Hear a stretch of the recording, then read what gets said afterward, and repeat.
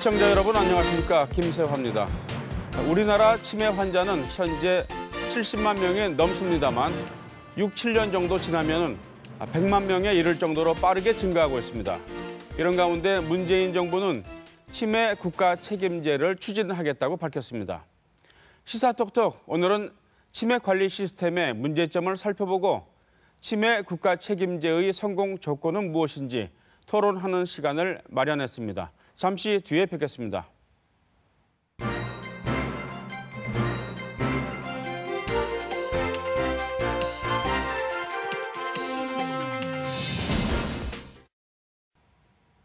네, 치매 국가 책임제 성공 조건은 무엇일까요? 오늘 토론해 주실 패널들을 소개해드리겠습니다. 먼저 곽경필 경상북도 광역치매센터 센터장 나오셨습니다. 어서 오십시오. 네, 지금 동국대 경주병원 정신건강의학과 교수로 계십니다. 다음에 이금자 선정노인복지센터 센터장 나오셨습니다. 어서 오십시오. 양난주 대구대 사회복지학과 교수 나오셨습니다. 어서 오십시오. 반갑습니다. 오늘 좋은 말씀 부탁드리겠습니다. 우리나라 65살 이상 치매 환자는 70만 명을 넘어섰습니다. 치매란 어떤 질병이고 그리고 또 사회적으로는 어떤 문제가 있으며 우리나라 치매 관리 시스템은 근본적으로 어떤 문제가 있는지 평소 생각하시는 것을 제가 질문 드리도록 하겠습니다. 먼저 곽 교수님 말씀해 주시죠. 예, 치매에 대해서는 아마 여러분들, 시청자 여러분들이 잘 알고 계실 겁니다. 그런데 아직까지 완치 방법이 없기 때문에 국가가 이 부분에 대해서 돌보지 않으면 여러 가지 모든 문제들이 치매 가족들의 몫으로 돌아가게 됩니다. 그동안 치매 관리 정책들이 많은 성과를 거두었지만 그중에서도 치매 전달 체계의 최일선에 있는 시군구 보건소의 그 인력 부족에 대한 부분들은 계속 상존해 왔습니다. 그리고 이런 부분들, 추가적인 부분들을 지방 재정에 의존한 부분들이 가장 문제라고 생각합니다. 네, 지금 곽 교수님은 경상북도 광역치매센터 센터장으로 계시지 않습니까? 예. 광역치매센터라는 것이 어떤 역할을 합니까? 예, 그러니까 국가 치매 관리 정책이라는 부분들이 수립이 되면 그 부분들을 경상북도에 맞게 잘 변형해서 이 경상북도 시군보건소에 그동안 교육을 하고 기술 지원을 해온 것들입니다. 네, 알겠습니다. 자, 이금자 센터장님은 어떻게 생각하십니까? 치매에 대해서. 저는 치매를 사회적 관점에서 살펴보고자 합니다. 네. 현재 80세 이상 노인 중 3명 중에 1명이 네. 치매라고 하니까 네. 이때까지는 이 치매를 가족이 모두 경제적이나 정서적으로 부담을 했습니다. 네. 그렇지만 하나의 그 암이나 희귀성 난치 특례 제도에 도입해서 네. 이걸 사회적 시스템에 접목을 시켜서 치매는 가족이 부양해야 한다는 그런 패러다임이 바뀌어야 되는 시기라고 생각을 합니다. 지금 센터장님은 노인복지센터를 하고 계시죠? 네. 어떤 겁니까? 간단하게 말씀해 주실까요? 예, 제가 운영하고 있는 거는 노인주간보호센터입니다. 네. 노인주간보호센터는 치매 등급이나 노인 장기양보험의 등급을 받은 사람 중에 이용을 할 수 있으며 어린이집이나 유치원하고 똑같습니다. 아침에 모시러 가서 모시고 오면 간식, 점심, 병원에 가는 거, 목욕 서비스, 프로그램 다양한 것을 하고 집에다가 다시 모셔다 주는 그런 일을 하는 게 바로 주간보호센터입니다. 네. 그동안은 치매 환자들을 관리를 하시고 비용은 어떻게 되나요? 비용은 치매 등급을 받으면 나라에서 85%를 부담을 하고 개인은 15%를 부담합니다. 네, 그럼 한 달에 얼마 정도 부담? 한 달은 보통 이제 그 공휴일은 30% 추가가 되기 때문에 평균적으로 식대가까지 포함해서 본인 부담 한 25만 원 정도 본인 부담이 됩니다. 알겠습니다. 네, 양 교수님은 어떻게 생각하십니까? 치매에 대해서. 치매는 우리나라 65세 이상 노인의 10명 중에 1명이 고통을 받고 있는 그런 질병이고요. 네. 그럼에도 불구하고 워낙 증상도 다양하고 원인도 다양하기 때문에 그리고 오랜 기간 동안 이 고통을 받아야 되기 때문에 어떻게 여기에 대한 통합적인 서비스가 필요함에도 불구하고 우리나라 건강보험 체계라든지 아니면은 장기요양 시스템 안에서 충분히 보살피고 돌봐지지 않는 이런 것이라고 생각을 합니다. 네, 알겠습니다. 자, 이금자 센터장님, 그 치매 환자를 거의 하루 종일 보시지 않습니까? 네네. 그 치매 환자와 가족 가장 고통스러운 점이 있다면 무엇입니까? 예, 요즘 최근에 치매와의 전쟁, 간병지옥이라는 말을 많이 듣습니다. 네. 이것은 2007년도에 조사를 보니까 치매 환자 10명 중 7명은 가족이 부양을 하고 있습니다. 네. 그래서 치매 환자들은 어떤 증상을 나타내냐 하면 보통 밤에 이방 저방 다니는 배의 치매로 통해서 온 가족이 잠을 못 자거나 네. 대소변을 아무 곳에 벗어 악취를 풍긴다거나 아니면 욕설을 한다든가 이런 문제를 매일매일 겪고 있는 게 바로 치매 가족의 고통입니다. 그래서 이렇다 보니까 그 통계 조사에도 나왔지만 치매 환자를 학대하는 사례도 있고 뿐만 아니라 치매 환자가 밖에 나가서 집을 못 찾는 환자가 또 많습니다. 2016년 통계에 보면 아직까지 치매 환자가 집 밖을 나가서 집에 가정에 돌아오지 않는 환자가 9,800여 명이 됩니다. 이렇다 보니까 가족들이 서로 문제가 되어서 누가 부모를 모시는가 여기에 대한 갈등도 많이 있고 뿐만 아니라 장기간 동안 치매 환자를 모시다 보니까 가족 해체 같은 것도 생겨 있습니다. 예. 곽경필 센터장님, 그 의사로서 보시기에 어떤 점이 가장 고통스러운 것 같습니까? 예, 많이 있겠죠. 그 많은 것 중에 저는 오늘 이 이야기를 드리고 싶습니다. 이 치매를 가진 분에 대한 차별과 편견이라고 저는 생각합니다. 이 100분 중에 40명은 사실 가족이나 친척 중에 치매를 앓는 분이 있다고 하십니다. 그럼에도 불구하고 한 60% 정도는 치매가 있는 분이 오래 사시면 가족이 힘들어지고 또 실종 위험이 있으니 외출을 삼가하는 게 좋다고 생각하고 있고 더 많은 분들은 이분들이 치매로 진단받은 노인분들은 요양원이나 아니면 요양병원에 모시는 게 더 낫다고 생각하시는 분도 있습니다. 그리고 또 80% 정도는 본인이 치매로 진단받으면 사람들이 자신을 좀 다르게 대할 거라고 생각들을 하고 계십니다. 하지만 치매를 가지신 분들의 생각은 조금 다릅니다. 조금 더 한 70% 정도는 계속 쇼핑도 하고 계속적으로 사회적인 모임도 참석하고 싶어 하시거든요. 하지만 이런 여러 가지 편견과 차별이 있기 때문에 대부분의 환자분들이 치매 진단을 숨기고 실제 치매 환자와 가족분들은 치매로 고통받고 또 이 치매에 대한 어떤 차별과 편견 때문에 이중으로 고통받는 게 가장 큰 문제라고 생각합니다. 가족들이 가장 고통스러워하는 거는 자기가 알던 가족 구성원이 알던 사람이 아니라 다른 사람이 된 거를 받아들이는 게 첫 번째 고통일 것 같아요. 두 번째는 이분과 함께 자기가 하던 일과 아니면 생활을 유지하면서 특별하게 이 돌봄과 여러 가지 이제 비용을 가족이 감당해야 되는 건데 가족 말고 이것을 같이 감당해 줄 누군가, 사회 이런 것이 좀 부족한 것에서 좀 고통을 받는 게 아닌가 그런 생각을 합니다. 자기 자신을 못 알아볼 때 처음 경험하는 그 충격이 대부분은 가장 클 것 같다는 생각도 듭니다. 자, 치매 환자와 가족을 위한 근본적인 대책을 토론해 보도록 하겠습니다. 문재인 대통령이 최근에 치매 국가 책임제를 추진하겠다고 밝혔는데요. 기존의 치매 관리 시스템은 어떤지 그리고 새 정부가 밝힌 치매 국가 책임제의 기본 내용은 무엇인지 저희들이 간단하게 정리를 해봤습니다. 김은혜 기자의 리포트를 보시고 토론을 계속하도록 하겠습니다. 보시죠. 치매 환자가 빠르게 증가하고 있습니다. 현재 65살 이상 노인 인구 가운데 치매 환자는 72만여 명으로 전체의 10%가 넘습니다. 나이가 많을수록 치매 환자 비율도 높아져 80살 이상은 서너 명 가운데 한 명이 치매 환자입니다. 2024년에는 치매 환자가 100만 명이 넘을 것으로 예상됩니다. 정부는 지난 2008년 이른바 치매와의 전쟁을 선포하고 전국 보건소에 치매 상담센터 설치를 핵심으로 하는 1차 치매관리 종합계획을 발표했습니다. 2012년에는 치매관리법을 제정하고 더 많은 치매 환자가 장기 요양보험 서비스를 이용할 수 있게 하는 2차 치매관리 종합계획을 발표했습니다. 지난해부터 시행된 3차 치매관리 종합계획은 치매 정밀검진 가운데 신경인지검사의 건강보험을 적용해 환자 부담을 덜고 요양보호사가 치매 환자 집으로 찾아가 간호하는 방문요양 서비스 제공을 주요 내용으로 내세웠습니다. 이 같은 치매관리 종합계획에도 불구하고 노인 장기 요양보험을 통해 방문돌봄 서비스를 받거나 요양시설을 이용할 수 있는 치매 환자는 현재 28만 7천여 명에 그치고 있습니다. 나머지는 가족이 돌보거나 간병인을 고용해야 하는데 비용이 만만치 않습니다. 치매 환자 1명에 들어가는 진료비는 연간 364만 원이고 요양비와 간호비용 등 간접 비용까지 합하면 2천만 원이 넘습니다. 치매는 사랑하는 사람을 알아보지 못하는 슬픈 질병이고 시간이 지나면 가족관계를 황폐화시키는 무서운 질병입니다.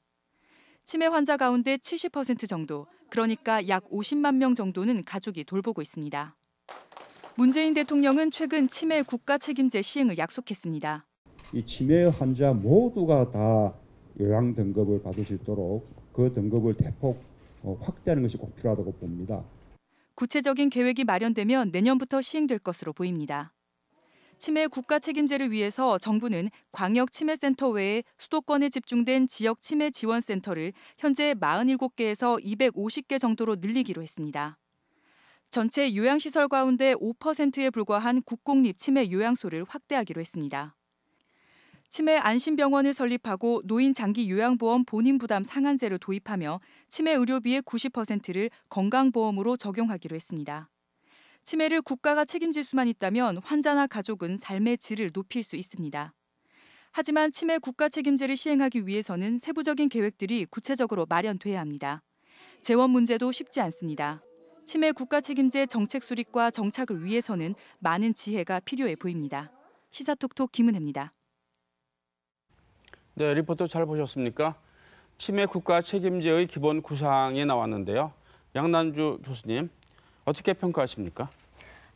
저는 우선 치매 국가 책임제에 대해서는 이 과감한 표현 자체 대단히 환영합니다. 네. 왜냐하면 이제까지 치매로 표현되는 노후에 있어서의 삶의 질의 문제, 노후에 있어서의 위험의 문제, 이런 거는 가족과 개인에게 맡겨져 왔습니다. 네. 국가나 사회가 서포트, 지원하는 부분은 대단히 일부분이었는데요. 네. 이제 우리도 복지국가라는 이름이 무색하지 않게 이제 노후의 삶의 질의 문제는 국가가 앞장서서 그 책임을 다하겠다. 네. 이런 면에서는 대단히 환영을 합니다. 네. 근데 물론 이것을 어떻게 할 것인가, 네. 그다음에 이것이 과연 치매를 딱 떼어서 이것만 국가가 책임진다는 이런 게 과연 가능하고 타당한가, 이런 거는 많이 따져봐야 되는데요. 일단 이렇게 선명하게 정부의 의지를 표명한 거는 네. 대단히 환영합니다. 네.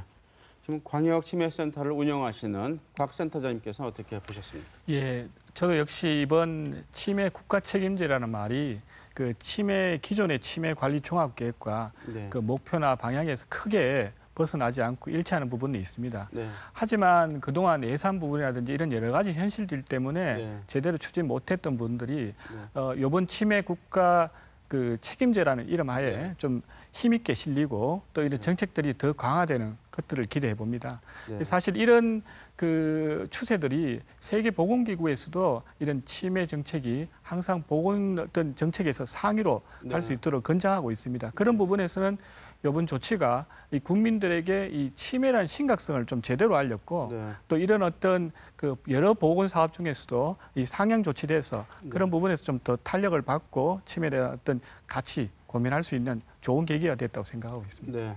노인복지센터를 운영하시는 이금자 센터장님은 어떻게 보셨습니까? 만약 국가 책임제가 된다면 네. 저희들은 기대감이 큽니다. 네. 예. 이때까지 그야말로 치매는 치매지만 등급을 받지 못한 환자가 너무나 많았는데 네. 국가 책임제로 모든 치매 환자에게 등급을 주고 서비스를 제공받을 수 있다는 그에 대해서 저희들은 기대감 부풀고 네. 또 정책에 맞게끔 많은 준비를 하고 있습니다. 네, 알겠습니다. 자, 국가 책임제를 성공시키려면은 현재의 치매 관리 시스템을 어떤 식으로 이제 보완하느냐, 그게 문제일 것 같은데요. 여기에 대해서 토론을 해야 되겠는데 저희들이 편의상 그 환자가 치매 진단을 받고 그 다음에 관리 단계로 들어갈 텐데 치매 진단 단계에서 문제점과 보완점 그리고 관리 단계에서의 문제점과 보완점 이렇게 크게 두 부분으로 나누어서 토론을 하도록 하겠습니다. 먼저 진단 단계에서의 문제점은 무엇인지 보완점은 무엇인지 얘기를 해보도록 하겠습니다. 이금자 센터장님께 먼저 질문을 드려야 될 것 같은데요. 아까 얘기도 나왔지만 가족들이 또는 본인이 치매 진단 받는 것에 대해서 기피하는 현상이 있을 것도 같고 그리고 또 진단을 받으려면 어디서 어떻게 받아야 되는지 또 비용은 많이 들지 않는지 뭐 이런 고민들이 있을 것 같은데 네. 어떻게 현재 시스템이 돼 있고 또 어떤 평소 생각하시는 문제점은 무엇인지 말씀을 해주시죠. 예, 그 치매를 앓고 있는 사람은 네. 치매 진단 받는 것을 많이 기피합니다. 네. 한 사례를 보면 저기 89세 되는 어떤 할머니가 네. 저한테 이런 얘기를 하셨어요. 네. 자녀들이 가만히 들어보니까 쑥덕쑥덕거린다. 네. 그 소리를 귀 기울여 들어봤더니 내보고 치매락한다. 나는 멀쩡한데 왜 치매락하노? 저것들이 뭔데 치매락하노? 네. 치매면 내가 당연히 어디 가겠지. 이런 불안감에서 본인은 기피하지만 그 대상자들은 가족들은 치매 등급받아서 서비스 받기를 원합니다. 네. 예. 박형필 센터장님은 어떻게? 치매 진단에 대한 부분들이 기피하는 현상들은 굉장히 이제 저희들 광역치매센터에서 굉장히 관심을 가지고 추진하고 있습니다. 네. 특히 치매 조기 발견은 굉장히 중요합니다. 네. 아까 말씀드렸듯이 완치 방법이 없기 때문에 조기에 발견하는 것들이 지금으로서는 최선의 치료책인데 네. 지금 경상북도에서 치매 환자로 추정되는 환자분들이 한 5만 명 정도 네. 되십니다. 네. 그런데 이런 환자분들을 제대로 다 진단을 받기 위해서 노력을 하고 있고 그 부분들이 굉장히 중요하다고 생각합니다. 네. 그래서 저희 2016년에도 보건소에서는 그 치매 선별 검사, 무료 네. 검사를 네. 한 23만 명 정도 이렇게 해드렸습니다. 네. 그리고 또 그 중에 한 3,500분 정도는 치매 진단 검사, 네. 감별 검사를 이제 시행을 했고 네. 그 중에 치매로 진단을 받으신 분들이 한 2,900명 정도 네. 됩니다. 그래서 이러한 여러 가지 시스템들은 현재 보건소에 잘 갖추어져 있지만 네. 아직까지 이런 그 치매 조기 검진에 대한 부분들이 조금 더 우리가 저도 더 노력해서 홍보를 더 열심히 해야 된다고 생각됩니다. 선별 검사는 무료인데요. 예, 또 정밀 검사 같은 것도 뒤따릅니까? 예, 무료입니다. 그 보건소에서 하는 건 무조건 무료고요. 예, 보건소에서 네. 직접 그 진단 검사와 그 내영상 검사를 감별 검사를 하는 것이 아니라 네. 치매 협약병원과 같이 그 부분 쪽을 의뢰를 하고 네. 그 비용들은 보건소에서 다 전액 부담을 하고 있습니다. 네, 그러니까 본인의 의지만 있다면 치매 진단을 받는 것은 별 문제가 없다고 이렇게 봐도 되겠습니까? 예, 그게 본인의 의지라는 게 참 크니까 네. 저희들이 이런 일들도 하고 있습니다. 치매 조기 검진을 조금 더 홍보하기 위해서 네. 치매 스포츠를 양성해서 지금 현재 네. 경상북도는 한 11,000명 정도의 네. 치매 스포츠를 양성해서 그분들에게 치매 조기 검진의 중요성과 치매 검진, 그 치매 아까 말씀드렸던 차별에 대한 부분들을 잘 이해시켜서 네. 주변 분들한테 많이 이야기할 수 있게끔 그렇게 좀 홍보해달라고 부탁도 하고 그분들도 네. 같이 하고 있습니다. 지금 두 분 말씀을 네. 듣다 보니까 네. 제일 장애물이 되는 거는 본인이 치매 검진 받기를 기피하고 네. 가족들이 그 본인을 설득해서 네. 그 검진을 받게 하는 것 자체가 어려운 것 같아요. 근데 네. 제가 그냥 갑자기 드는 생각인데 치매에 대해서 부정적인 인식이 워낙 만연해서 그런 거잖아요. 네. 그래서 이제 이 인식 개선을 하는 거는 해야 되겠지만 시간이 오래 걸리는 거고 네. 그렇다면 치매 고위험군이 되는 노인들, 어르신들, 네. 그러니까 75세 이상 어르신들에 대해서 건강검진을 좀 정기화하고 네. 그거를 보건소에서 같이 하면서 네. 건강검진과 더불어서 치매, 정신건강검진이잖아요. 네. 이거를 같이 수행하는 방식을 우리가 좀 모색하면 어떨까 이런 생각을 네. 합니다. 어떻게 예, 생각하십니까? 그 부분이 3차 그 치매 관리 종합 계획에도 포함되어 있습니다. 네. 그래서 건강 검진을 하시게 되면 치매 선별 검사라는 실제로 병원에서 똑같이 하고 있고 보건소에서 지금 시행하고 있는 거지만 네. 건강 검진은 그렇게 할 수가 없으니까 네. 네. 설문조사 형식으로 되어 있습니다. 네. 네. 그래서 거기에서 의심이 되면 보건소로 연락이 되고 보건소에서는 그분들을 찾아가서 할 수 있게끔 네. 시스템을 갖추겠다는 계획은 잡혀져 있습니다. 네. 예. 지금 돼 있는 건 아니고요. 예. 네. 계획이라 이런 예. 말씀이죠. 그러면 치매 국가 책임제를 구체화하는 과정에서 그 부분도 좀 더 좀 명시적으로 했으면 좋겠다는 생각이 듭니다. 예, 맞습니다. 네, 알겠습니다. 진단 단계에서의 문제점들을 알아봤는데요. 그러면 치매 진단을 받은 환자 어떻게 관리해야 할까? 이 문제에 대해서 본격적으로 토론을 해보도록 하겠습니다. 먼저 새 정부의 치매 국가 책임제 내용 중에서 가장 먼저 나온 것이 치매 지원센터를 확대하겠다라는 내용입니다. 교수님, 지금 광역 치매 센터가 있지 않습니까? 시도마다. 그리고 여기서 컨트롤하는 이제 치매 지원센터가 있는데 이 치매 지원센터는 전국에 47개고 근데 대부분 수도권에 집중돼 있고 그래서 이 치매 지원센터를 확대하겠다는 내용 아닙니까? 그럼 지금 어떤 문제점이 있길래 이런 지원센터를 확대한다는 것인지 그 부분을 좀 설명을 해주시죠. 좀 뭐 센터가 하도 많다 보니까 네. 이 센터 저 센터 헷갈릴 수가 있는데 네. 실제적으로 조금 더 역사적으로 보면 이제 12년도에 저희들이 중앙치매센터가 생기고 네. 13년도에 이제 저희들 경북광역치매센터 또 대구에도 광역치매센터가 생겼습니다. 네.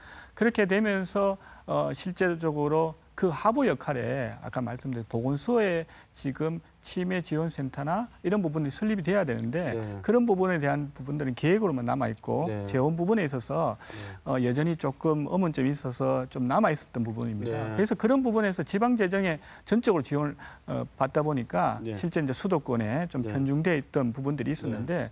실제적으로 저희들 광역치매센터가 생기면서 보건소 업무들은 치매 관련된 업무들은 굉장히 많이 늘어났습니다. 네. 특히 경상북도와 같은 경우에 이제 치매에 대한 어떤 사업들이 그 많은 관심을 받고 있기 때문에 네.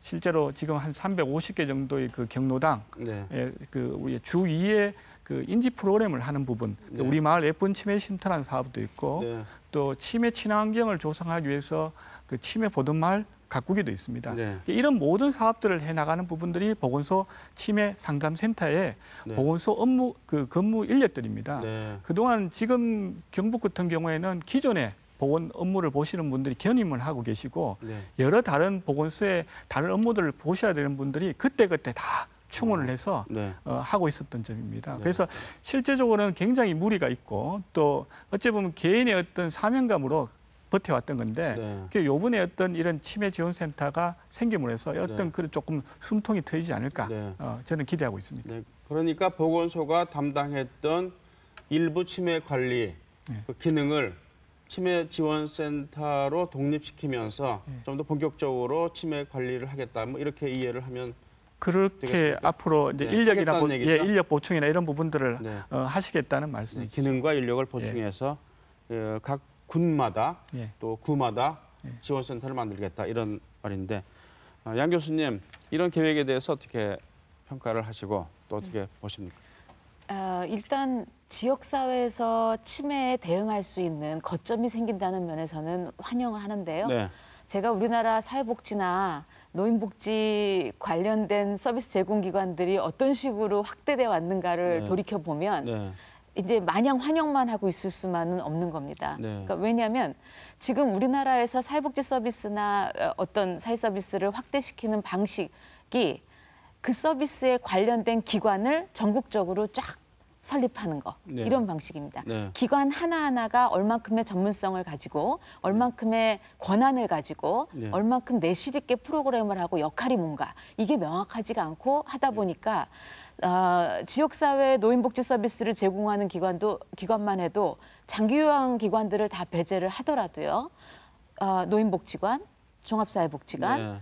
독거노인 지원센터, 네. 각종 이렇게 센터들이 있거든요. 네. 근데 이렇게 여러 가지 그 서비스를 공급하는 기관들이 실제 그 지역사회 노인들의 상태에 맞는 어떤 통합적인 서비스를 서로 연계해 가면서 잘 하고 있느냐 네. 이런 면에서는 사실은 잘 모르겠거든요. 네. 그래서 실제 기관을 만드는 것도 좋은데 기관을 만드는 게 만사가 아니다. 네. 실제로 이 문제가 얼만큼 복합적인지를 알고 네. 이미 제공되고 있는 서비스와 이미 있는 정책들을 다 고려해서 네. 이 기관의 역할과 위상, 네. 그다음에 역량을 네. 잘 만들어주는 게 필요하다. 네. 이런 생각이 듭니다. 네. 양 교수님 이 말씀에 대해서 우리 센터장님 어떻게 보십니까? 예, 아까 금방 말씀하셨던 이 컨트롤 역할, 코디네이터 역할을 사실은 이 지금 생겨야 되는 치매 지원센터에서 해야 되는 것들입니다. 네. 물론 뭐 그동안 보건소에서 치매 상담 센터라는 실제로 건물이 있는 게 아니라 그분들이 일을 하시면서 여러 가지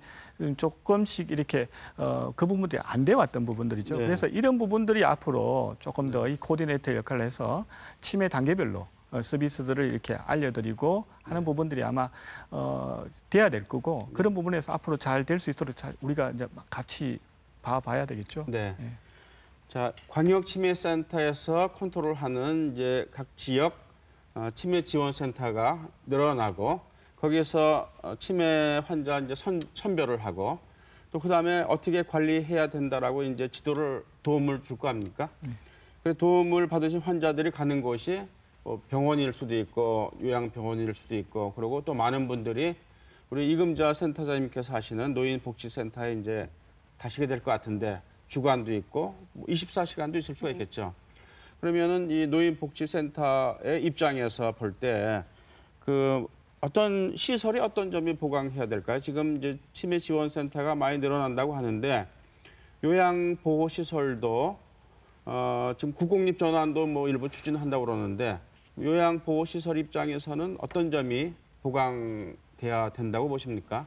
예, 저는 시설 확대에 대해서는 뭐 물론 환영을 해야 되겠지만 네. 현재 기존의 장기요양보험 시설들이 많이 있습니다. 네. 아까 전에 양 교수님 말씀처럼 현재 주간보호라든지 시설이 몇십만 개가 있지만 네. 이 시설에도 지금 인원을 다 확충 못하는 상태이고 네. 이런 상태에서 또다시 정부에서 국공립이라든지 이런 걸 하면 현재 민간이 운영하는 그 작은 소규모 기관에는 네. 큰 타격이 오지 않을까 이런 염려도 듭니다. 아, 그러니까 경쟁력에서 네. 떨어지니까. 네. 이 부분은 어떻게 보세요? 예, 저도 사실은 그 부분에 대해서는 이금자 센터장님하고 같습니다. 국립이 좋고 공립이 좋은 거는 다 누구나 다 아는 이야기지만 실제적으로 많은 부분들 민간에 있는 지금 저희 의료기관도 마찬가지고 실제로 그 민간에서 운영을 할 수밖에 없는 그런 현실이라 그러면 이 국립요양원을 지어서 그걸 국민들한테 어떤 희망적 메시지는 될 수 있을지언정 오히려 그런 걸로 인해서 어느 지역에는 설치되고 어느 지역에는 설치 안 됨으로 해서 한쪽으로 쏠릴 수도 있고 지역 간의 어떤 불균형도 초래할 수 있는 부분들이 있기 때문에 굉장히 좀 조심스러운 이야기라고 생각되고 기존에 있는 어떤 그 시설들에 대한 어떤 지원이나 오히려 그러면서 감독을 더 강화하는 부분도 고려해야 된다고 생각합니다. 지원한다면 무엇을 지원해야 됩니까? 민간 시설에? 현재 지금 치매 노인 학대를 해주면 그 지원 대상자의 지원은 거의 될 것 같습니다. 네. 그리고 저는 현재 운영하고 있는 시설이 대규모다 보니까 특별히 재정적 지원 같은 거는 보다가 정부에서 어떤 감독이 필요하냐면 모든 시설에서 제대로 된 프로그램을 하고 있는지 그거 감독이 중요한 것 같습니다. 물론 나중에 맞춤형 서비스도 나오겠지만 치매 경증 어르신을 센터에 모셔다 놓고 집이나 센터나 똑같으면 절대로 안 되지 않습니까? 국세로 운영되고 있기 때문에 그래서 정부에서 제대로 된 프로그램을 하고 있는지 평가 항목에만 있을 것이 아니라 이런 모니터링이 참 중요하다고 생각합니다. 관리도 잘 해야 된다 이런 말씀이신데 양 교수님 국공립 이 시설을 확대하면은 이제 대부분 민간에서 치매 관리를 하게 되는데 피해를 입을 수도 있는 그런 민간이 있을 수도 있다는 말씀이거든요. 이 부분은 어떻게?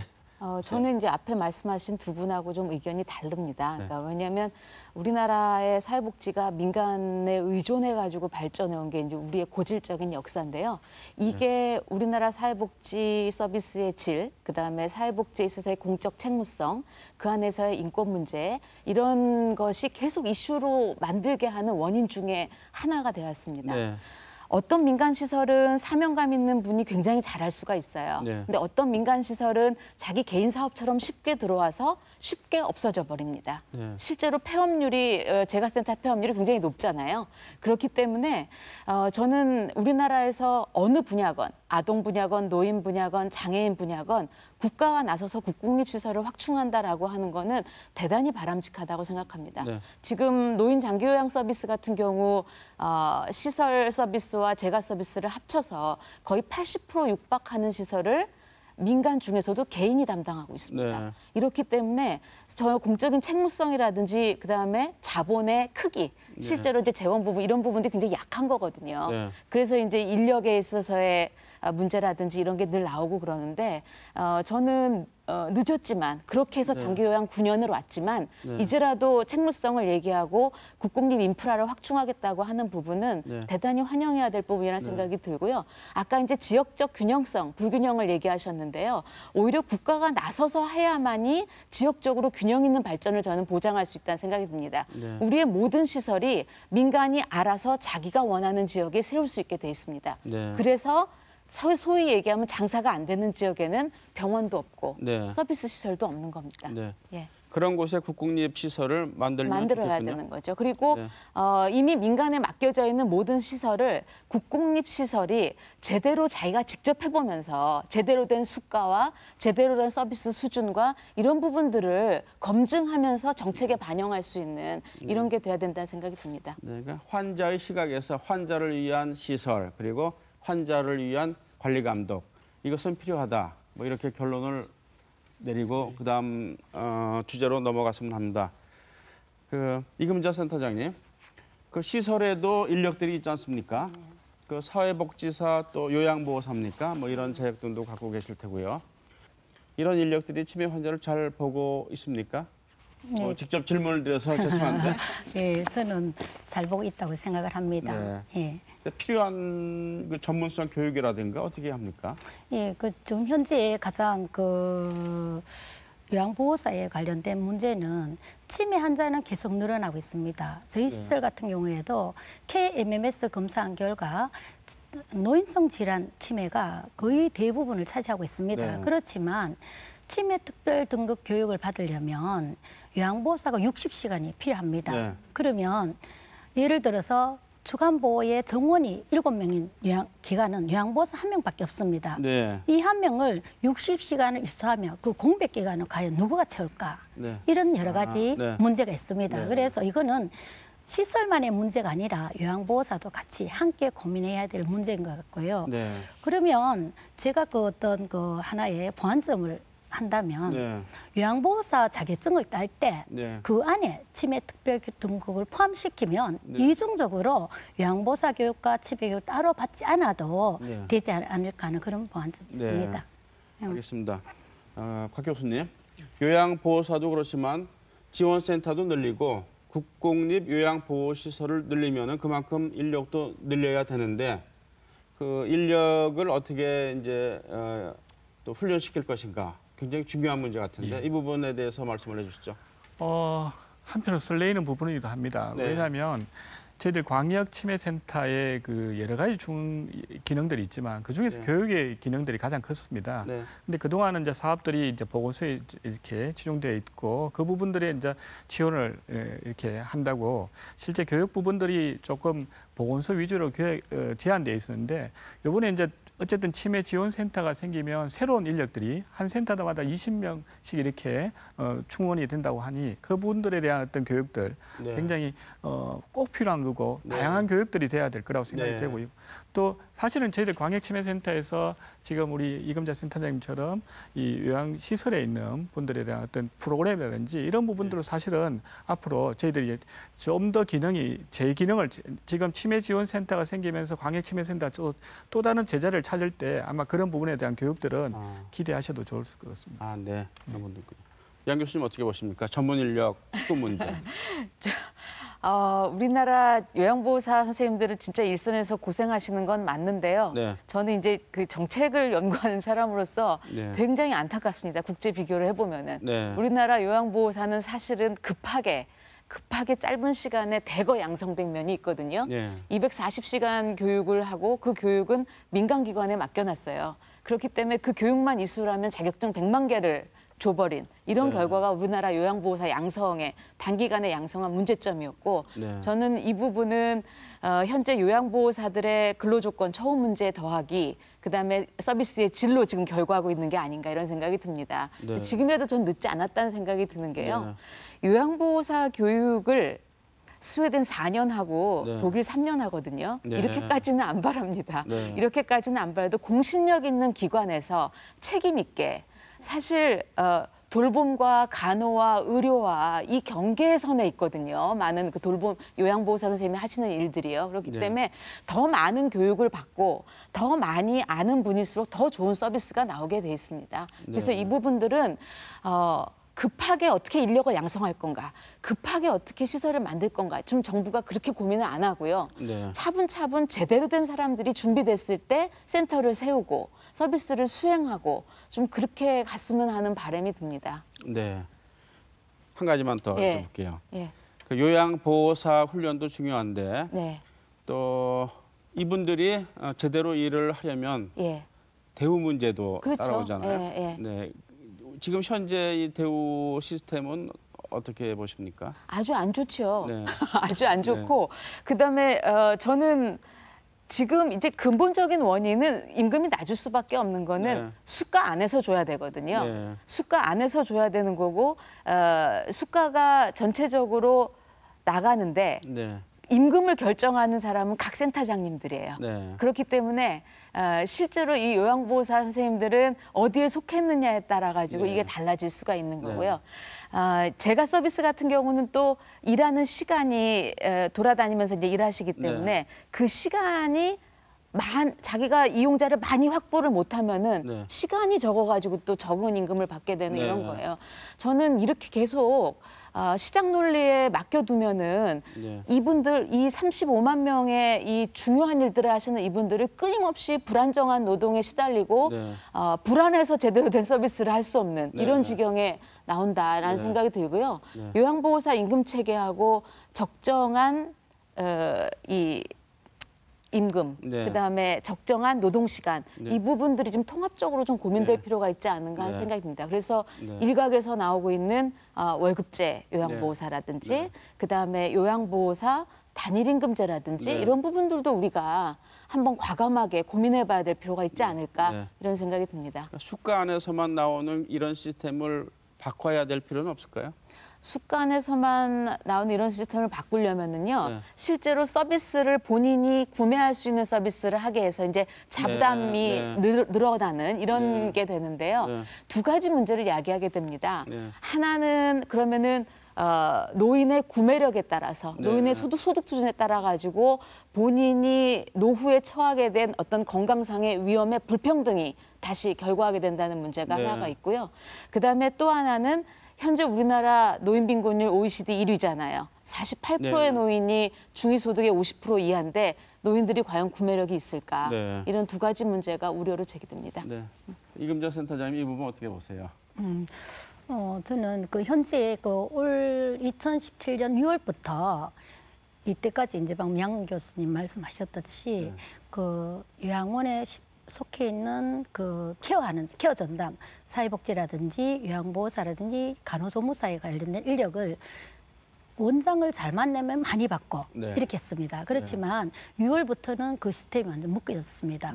만약에 주간보호 같으면 청구 금액의 46점 몇 %는 케어 전담에게 월급을 줘라 이렇게 돼 있습니다. 그러면 역으로 다시 대박과 설명을 하면 저희처럼 큰 시설에는 월급을 많이 받고 적은 시설에는 적게 받죠. 그래서 가장 문제는 현재 수가에만 너무 치우친다는 게 이런 게 조금 문제. 특히 열악한 시설일수록 수가가 적은데 직원은 많을 경우에 이 대책은 어떻게 할 것인가 거기에 대해서 고민을 좀 해봐야 될 것 같습니다. 네, 그렇군요.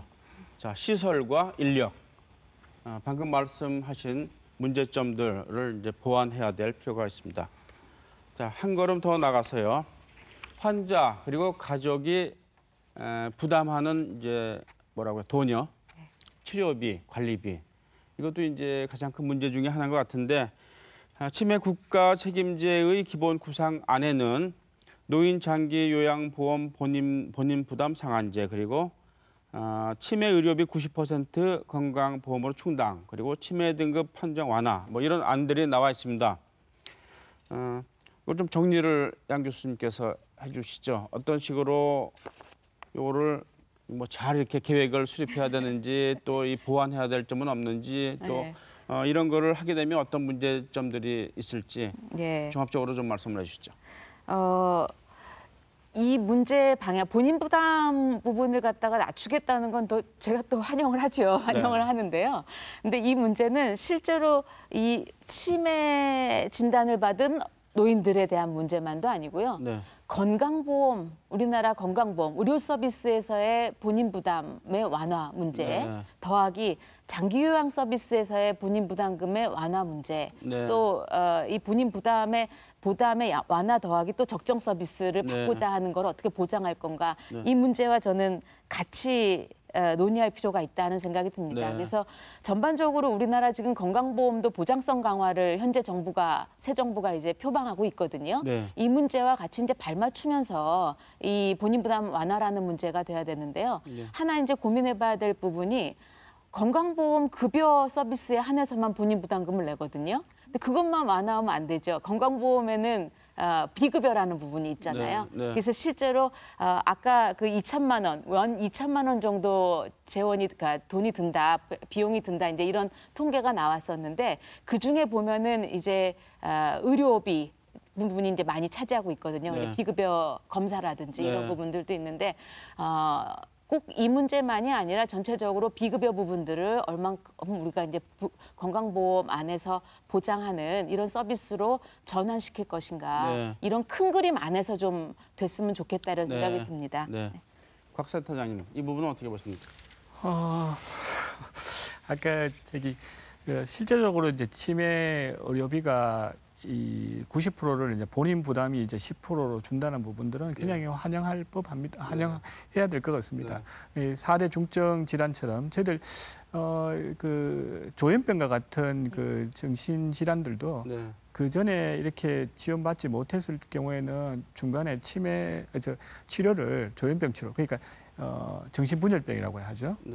그런 중증 질환을 포기하시는 분들이 많았지만 10% 본인 부담 이후로는 제가 현장에서 그런 부분들에 이제 치료비 부분들은 많이 경감이 되고 있습니다. 그래서 지금도 사실 치료 약제비가 이게 약 개발이나 우리나라에서도 이런 부분에서는 카피 약들도 있고 하지만 그래도 부담들이 아직도 되고 있습니다. 그래서 이런 부분들은 아마 좀 치료를 중단하는 확률이 비율이 좀 떨어지지 않을까 하는 그런 어떤 기대를 해보게 됩니다. 근데 아까 말씀하셨던 그 치매 진료의 비급여 부분들은 치매뿐만 아니라 비급여는 지난 정부부터 시작해서 많이 이제 이렇게 비급여된 항목들을 많이 없애고 있습니다. 그래서 지금 그 우리 치매 그 병원에서 하고 있는 치매 그 정밀 검사인 신경인지 검사가 그 비급여 항목들입니다. 그래서 병원에서 정하기 나름이죠.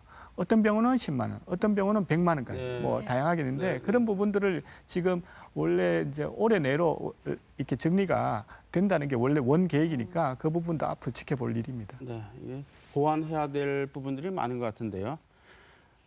우리 이금자 센터장님, 그 치매 환자들이 주간 보호를 받을 때 월 25만 원 정도 낸다고 하지 않았습니까? 뭐 자녀분들이 도와주지 않으면은 노인들이 그만한 돈을 쉽게 내실 수는 없을 것 같다는 생각이 드는데요. 이 국가 책임제의 환자 부담 경감 이 방안을 보시고 그런 부분도 좀 도움을 받을 수가 있게 되는 겁니까? 어떻게 됩니까? 물론, 개인이 부담하는 그 25만 원도 좀 줄일 수가 있게 됩니까? 네네, 그렇죠. 네. 당연히 현재 국가에서 10%만 본인 부담한다고 말은 하지만 거기는 저도 뭐 기대감도 있고 환영을 하지만 만약에 이 10%가 1년을 하는 게 아니라 계속 장기적으로 한다면 눈덩이처럼 치매 환자가 많이 늘어나는데 이건 조금 심도 있게 추진을 해야 되지 않나는 생각을 해봅니다. 그리고 이제 방금 말씀하신 것처럼 치매 등급을 받은 사람이 저희 센터에도 본인이 여럿이 직접 내주는 분 한 분밖에 안 계십니다. 예, 그리고 등급을 받아서 가장 먼저 묻는 게 돈 얼마입니까? 묻습니다. 그러면 얼마입니다라고 말하면 바로 끊습니다. 예, 그래서 이런 것들은 다 대부분 다 자녀들이 다 부담을 하고 있습니다. 그래서 저는 현재 제가 시설을 운영한 입장에서는 10%는 당장 어르신들한테 많은 도움이 되지 않나를 생각해 봅니다. 네, 알겠습니다. 자, 가족 얘기가 나왔습니다. 상당수 치매 환자는 가족이 직접 돌보는 거 아닙니까? 가족을 위한 정책 어떤 것들이 필요할 것 같습니까? 양 교수님부터 말씀을 해주시죠. 저는 이제 다른 공식적인 서비스와 그다음에 가족 돌봄을 좀 이분법적으로 생각을 좀 안 했으면 좋겠다는 생각이 드는 게요.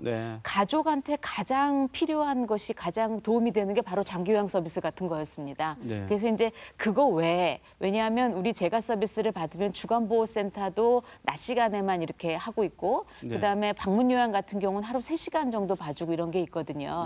근데 그렇게 하는 거 외에 가족들이 과연 그러면은 우리 집안에 계신 어르신이 치매 진단을 받았을 때 내가 직장도 나가야 되고 아이들도 돌봐야 되고 이런 사람이 그럼 이 문제를 어떻게 동시에 해결할 수 있을 것인가. 이거를 같이 할 수 있게끔 만들어주기 위해서는 실제 일 돌봄이 양립할 수 있게 그래서 이분들이 이런 가족의 이런 치매 문제라든지 가족 돌봄 문제로 인해서 직장에 휴가를 쓸 수 있다거나 단기간에 휴직을 할 수 있다거나 이런 부분들이 좀 고려돼야 되지 않나 하는 생각이 듭니다. 그러니까 이제는 우리가 수명이 늘어나가지고 이 고령 노인으로 사는 기간이 늘어났잖아요. 그렇기 때문에 예전과 다르게 상당히 오랜 기간들을 이 나이 드신 어르신들과 함께 같이 살건 따로 살건 함께 이렇게 살아갈 수밖에 없는데요. 그래서 이렇게 일하는 성인 자녀들에 대해서는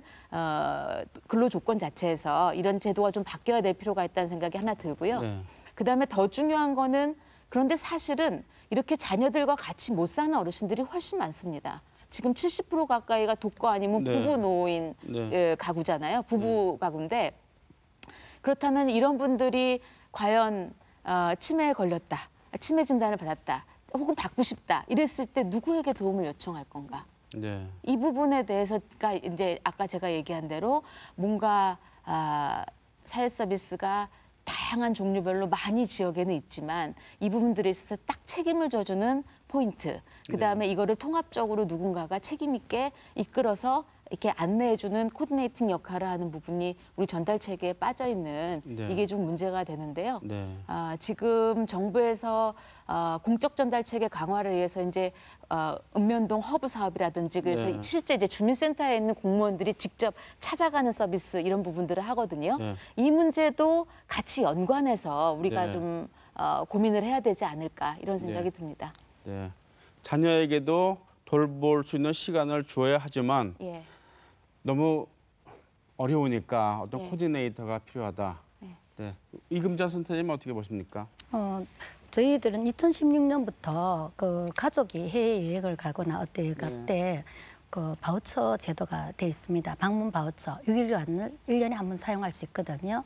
이런 제도와 마찬가지로 지금 현재는 단기 보호라는 게 있습니다.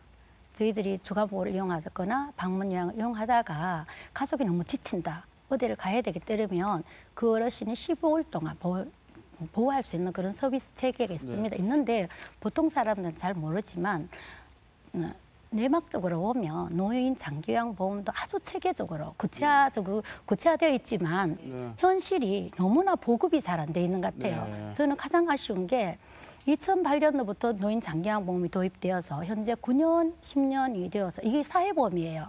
그렇지만 일반인들은 장기요양보험 혜택이 안 된다고 알고 있습니다. 기초생활수급자만 장기요양보험 혜택이 된다고 생각하니까 뭔가 모르게 이 홍보 자체가 좀 잘못됐지 않나 하는 생각을 해봅니다.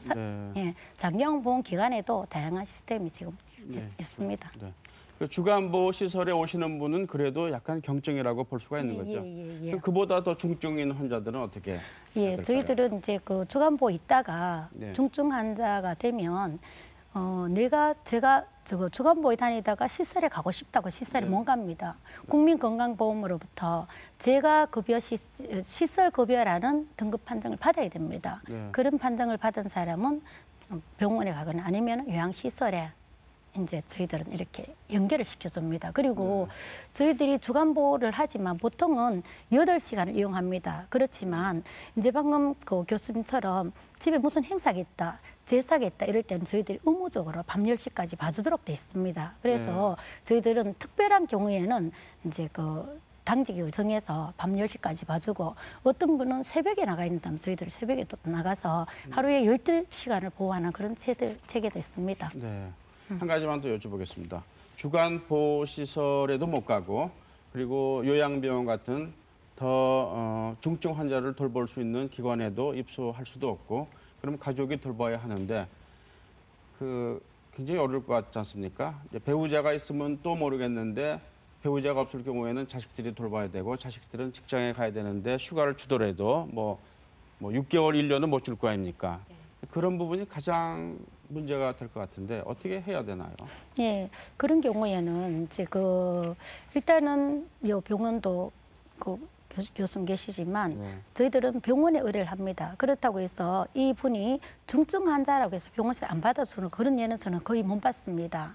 그래서 가족들도 망설이지 말고 치료가 필요하면 병원에 가서 치료를 받고 다시 그게 조금 완화가 되면 시술로 오는 게 그런 유통 방향이 있으니까 그런 제도를 이용하는 게 좋을 것 같습니다. 근데 지금 그 치매 국가 책임제의 세부 계획을 보면은 그러니까 우리가 주간보호 서비스나 방문 요양 서비스를 이용하려면 지금 현재 노인 장기 요양 보험 제도에서 등급을 받아야 되잖아요. 근데 많은 치매 노인들이 지금 이 등급 바깥에 있는 거잖아요. 근데 치매 지원 센터에서 하는 프로그램들이 있어요. 근데 그런 인지 프로그램이라든지 보건소도 마찬가지죠. 이런 프로그램들은 사실은 이런 장기 요양 등급과 무관하게 이용할 수 있는 거잖아요. 그러니까 실제로 가족과 같이 살고 있는 경증 치매 노인, 현재 치매 노인의 60%를 차지하잖아요. 많은 분들이 사실 경증인데 이분들 같은 경우는 하루 종일 가족과 집에만 있는 것이 아니라 실제 그런 프로그램들에 지역사회에서 많이 참여를 하고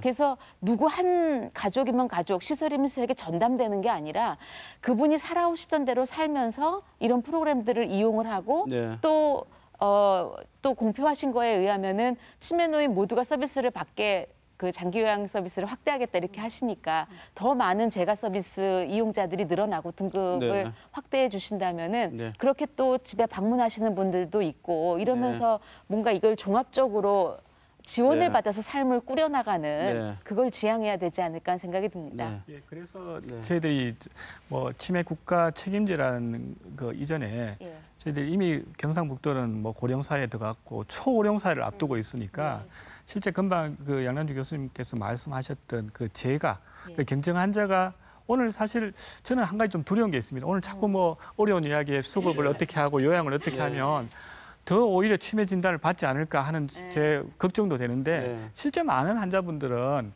실제 60%가 경증이고 아까 제가 서두에서 말씀드렸듯이 일상생활이 그럭저럭 가능합니다.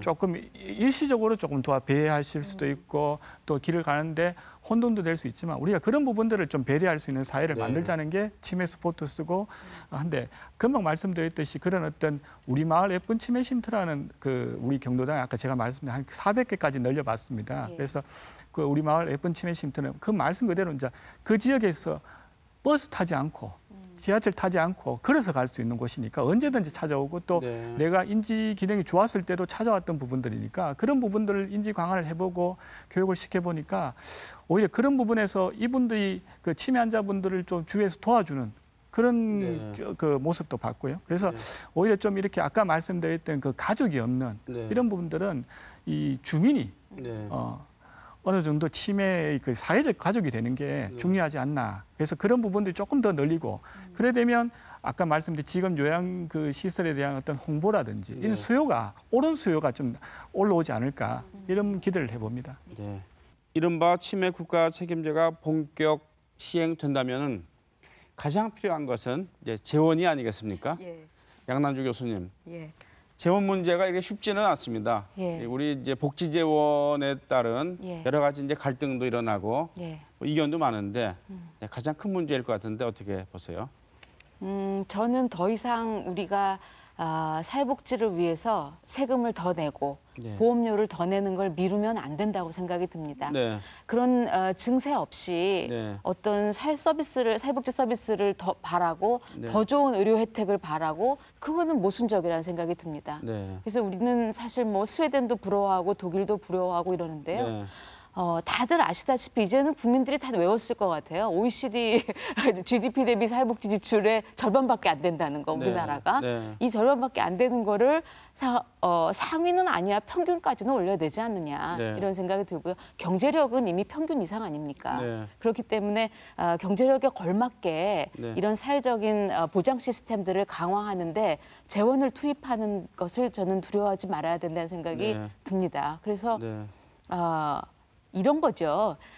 나에게 닥칠 어떤 위험들이 있는데 내가 이 위험들을 나 혼자 알아서 보험을 들고 저축을 하고 가족들에게 어떻게 해서 해결할 것인가를 선택할 건지 아니면 나에게 닥칠 생의 여러 가지 위험들은 사실 나도 예측 불가능하니 우리가 사회적인 대비책을 만들자. 그래서 내 옆 사람한테 그런 위험이 나더라도 내가 낸 보험료로 같이 혜택을 받을 수 있고 나도 그만큼의 질로 혜택을 받을 수 있는 그런 연대에 기초한 사회를 만들 것인가. 이걸 좀 국민들이 현명하게 결정해야 될 시기가 아닌가 하는 생각이 듭니다. 네, 물론 증세도 뭐 여러 가지 방법이 있겠고요. 예. 네, 센터를 운영하시게 되면은 지금 치매 국가 책임제에 들어가는 비용이 적지 않을 것임을 이렇게 짐작하실 텐데요.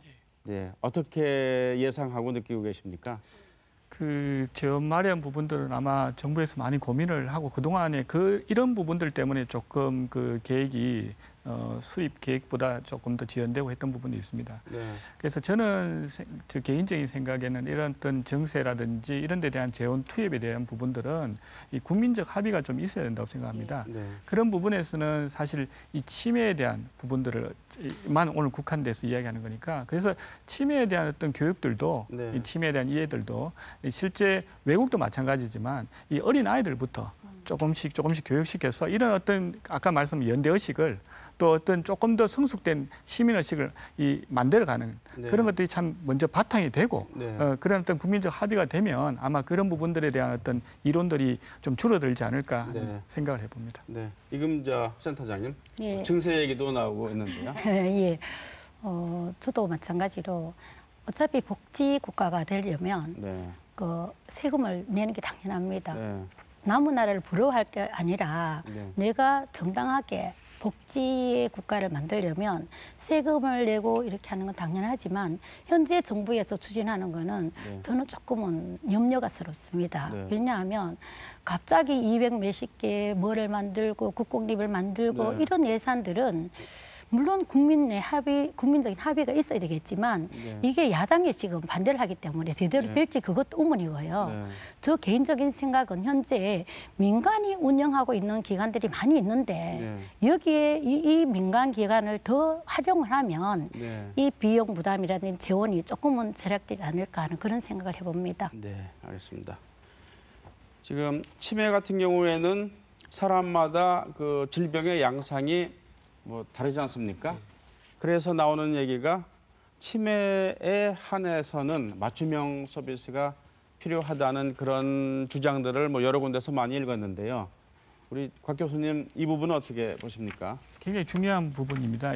아까 말씀드렸듯이 경증 치매 환자가 60%고 이 치매라 그래서 모든 사람들이 다 진단받는 순간 남의 도움을 받아야 되는 건 아니니까 경증에 맞게 특히나 그런 부분에서는 우리가 이 서비스를 그 치매 가족 입장이나 서비스를 해줘야 되는 입장에서 좀 벗어나서 치매 환자 입장도 먼저 생각을 해봐야 된다고 생각합니다. 그분들의 어떤 그 인권, 그분들의 어떤 그 요구사항, 그러니까 그 본인들이 경증에 있는 상태에서 원하는 상태가 어떤 건지, 그러니까 중정도인지 중정도 단계마다 조금씩은 다를 거고 특히 이제 생애 말기가 되면 그런 어떤 이런 여러 가지 자기 임종에 대한 어떤 여러 가지 부분들도 좀 존중받아야 되고 이런 단계들이 이제 맞춤형 서비스가 분명히 수립돼야 되는데 이 모든 것들이 저는 그 지역 사회 내에서 가능한 좀 우리가 일본 같은 경우에는 한 4km 반경 내에서 이렇게 모든 것들을 이용할 수 있게끔 이렇게 만들어가고 있는데 좋은 시설이 아무리 있더라도 그게 나하고 멀어지면 오히려 샘만 나고 아무 이용할 수 없듯이 지역 내 가용할 수 있는 그 자원들을 잘 연계하는 게 우선 좀 이 맞춤형 서비스에 가장 먼저 시도해야 될 부분이 아닌가 하는 생각을 해봅니다. 네, 알겠습니다. 이금자 센터장님, 그 주간보호 시설에서 맞춤형 보호 이런 프로그램들이 있습니까? 네, 저는 그 맞춤형 프로그램은 제가 작년에 일본에 갔을 때 일본에는 한 시설에 100가지 정도의 선택형 프로그램이 있습니다. 내가 오늘 잠자고 싶다면 부침 하루 종일 잠을 잘 수 있는 그런 프로그램이 있는데 저희들은 매주 한 번씩 선택형 프로그램 9가지를 가지고 갑니다.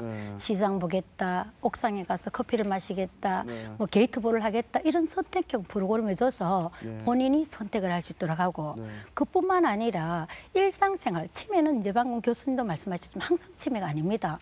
일상생활을 잊어버리는 치매도 많습니다. 그래서 저희들은 콩나물 따듬기를 한다든지 동전 고르기를 한다든지 치매 환자가 가장 좋아하는 건 돈입니다. 동전 고르기 하면 눈이 바짝바짝거립니다. 그래서 동전 고르기 한다든지 뭐 야채 따듬기 하자든지 젓가락 놀이기 한다든지 그리고 더 중요한 거는 현재 우리 또래의 그 부모들은 자녀를 위해서는 무엇이든 다 합니다. 네. 예.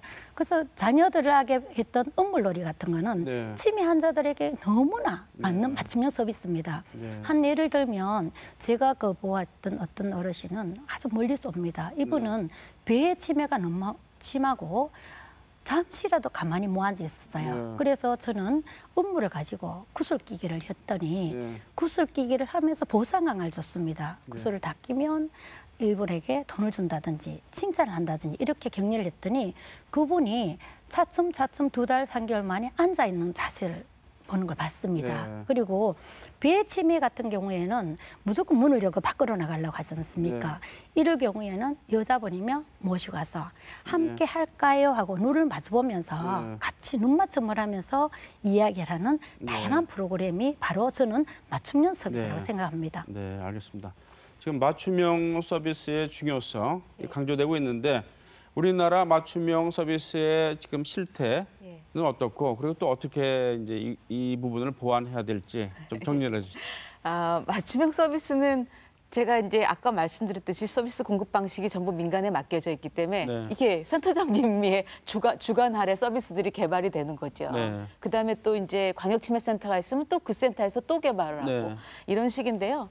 저는 맞춤형 서비스라는 말을 대할 때마다 하는 생각이 있습니다. 그러니까 우리는 다양한 서비스들을 늘어놓고 어떤 것을 저 사람이 선택하게 할 것인가 뭐 이런 것도 물론 필요하겠지만 그 전에 모든 서비스에 있어서 그 사람을 존중하는 철학과 태도로 관계자들이 서비스 제공자들이나 아니면 정책가들이나 공무원들이 과연 그렇게 임하고 있는가 이거를 우리는 자문해 봐야 된다는 생각이 듭니다. 정말로 치매에 걸린 노인을 나와 똑같은 사람으로 존중하고 그분들의 말을 경청하려고 하고 그분들을 살기 편하게 이제까지 살던 방식으로 최대한 존중하면서 살 수 있도록 도와주려고 하는 그런 태도로 우리 사회가 치매를 대한다면 이제 맞춤형 서비스를 물론 프로그램 차원으로 가면 복잡하게 개발을 해야겠지만 그거에 선행해야 될 게 이런 철학이 아닌가 그런 생각이 듭니다. 네, 알겠습니다. 어느덧 시간이 다 돼서 마무리를 해야 될 것 같습니다. 꼭 하시고 싶은 말씀 해주시기 바라겠습니다. 이금자 센터장님. 예, 모든 치매 환자는 등급을 받을 수 있다고 지금 현재 정부에서 말씀을 하고 있습니다. 저는 너무나 환영을 합니다. 특히 조기 치매를 예방할 수 있는 그런 측면에서 환영을 하지만 이 제도가 계속 연계를 될 수 있는지 그게 참 의문스럽고 제가 가장 걱정스럽고 걱정해야 될 부분은 이 제도가 계속 연결해서 유지되었으면 하는 그런 바람입니다. 곽경필 센터장님. 예, 오늘 많은 이야기가 있었는데 이 이야기로 이 시청자분들이나 치매 가족분들이 치매 요양 그 간병에 대한 부담을 오히려 더 안 가지셨으면 좋겠고 아까 다시 말씀드리지만 우리는 사회가 조금 더 성숙되면 이 치매라는 부분들을 좀 떳떳이 이야기해서 미국의 뭐 어떤 그 여자 농구 대표 그 감독처럼 치매가 되더라도 치매라고 본인이 선언하고도 그 감독직을 2년씩 더 했습니다. 그런 어떤 사회적인 그 용인 또 그런 부분에 대한 어떤 수용 이런 어떤 좀 사회가 좀 더 성숙할 수 있는 이번 이런 계기로 치매에 대한 어떤 심각성을 같이 하면서요. 그런 어떤 성숙된 시민의식으로 좀 발전되었으면 좋겠습니다. 네, 양난주 교수님. 네, 저도 이번 치매 국가 책임제를 통해서 이제 기대하는 거는요. 먼저 이런 위험, 노후에 있어서의 건강상의 위험, 삶의 질의 위험에 대해서 국가가 책임 있게 나서주는 이런 사회가 됐으면 좋겠다 하는 게 있고요. 우리도 실제로 노인, 그다음에 치매에 대한 부정적인 인식을 없애고 이 문제를 우리 모두의 문제로 받아들이면서 책임 있게 좀 대응하는 자세가 필요하지 않을까 이런 생각이 듭니다. 네, 오늘 말씀 감사합니다. 시청자 여러분, 오늘 토론 어떻게 보셨습니까? 인간의 조건은 기억, 자유, 사랑, 그리고 삶을 위한 희망 이런 것들이 아닐까 합니다. 만일 중증이라면 치매 환자와 가족들은 이 모든 것을 포기해야 합니다. 치매 국가 책임제는 가족의 일상생활을 보호하기 위해서도 필요합니다.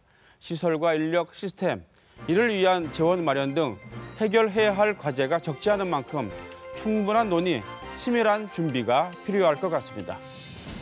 시사톡톡 오늘은 여기서 마치겠습니다. 시청자 여러분 감사합니다.